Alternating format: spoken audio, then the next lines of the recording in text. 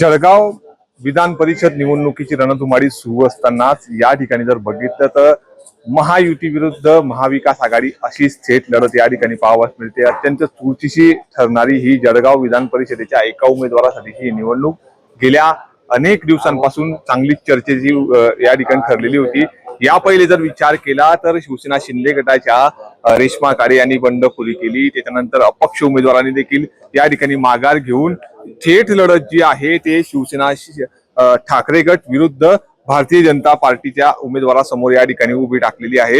यासाठी बोलण्यासाठी शिवसेना ठाकरे गटाचे जे उमेदवार आहे महाविकास आघाडीचे शरद तायडे हे आपल्यासोबत आहे। आबा काय सांगाल, आज सकाळपासून या ठिकाणी मतदानाची प्रक्रिया सुरू झालेली आहे, कसं बघताय या मतदान प्रक्रियेकडे?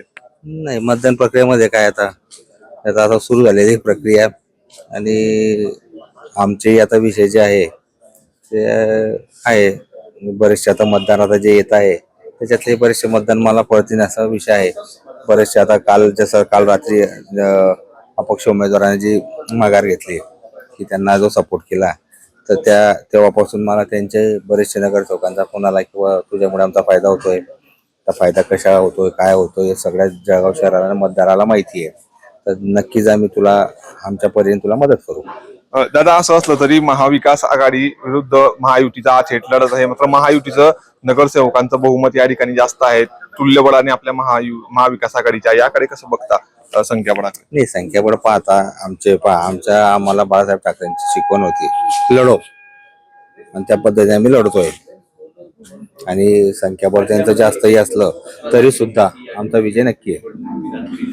एकीकडे जर विचार केला तर 4 मंत्री असतील, 11 आमदार, 2 खासदार अशी संपूर्ण महायुतीची टीम आपल्या समोर आहे। मात्र तुम्ही या ठिकाणी शेवटपर्यंत उभे ठाकलेले आहेत। जे बाकीचे अपक्ष उमेदवार होते किंवा शिवसेना शिंदे गटाचे जे बंडखोरी केलेली होती त्यांनी देखील महायुतीच्या उमेदवाराला या ठिकाणी पाठिंबा दिलाय, मात्र थेट लढत आता होते, काही भीती आहे? काहीच नाही, भीती काय, कशाला भीती हा विषयच नाही। अरे काय भीती, तर आता 3 मंत्री, 2 खासदार, 11 आमदार हे जर एका बाजूने नाही की साधा एक शिवसैनिक आहे। आम्हाला बाळासाहेब ठाकरेंची शिकवण होती लढो, म्हणजे काही असलं तरी लढा। आता ते तुम्ही पाहता दे किंवा आता 2च उमेदवार आहे, आता काही बंडखोर उमेदवारांनी त्यांना पाठिंबा दिलेला आहे, काल रात्री अपक्ष उमेदवारांनी त्यांना पाठिंबा दिलेला आहे, त्या हिशोबाने मला नक्की 100% मला विजयाची खात्री आहे।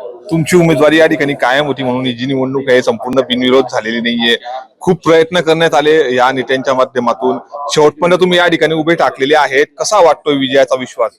नाही, विजयाचा विश्वास तर मला नक्कीच आहे ना, विजयाचा विश्वास नक्कीच आहे, कारण हे जे आहे धनशक्ती विरुद्ध जनशक्तीचा लढाई हा, आणि या विषयावर तरी कितीही काही झालं तर विजय माझाच आहे।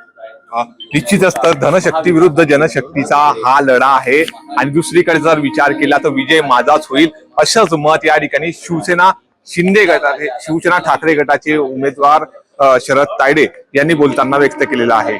नितीन नांदुरकर, न्यूज 18 मराठी, जळगाव।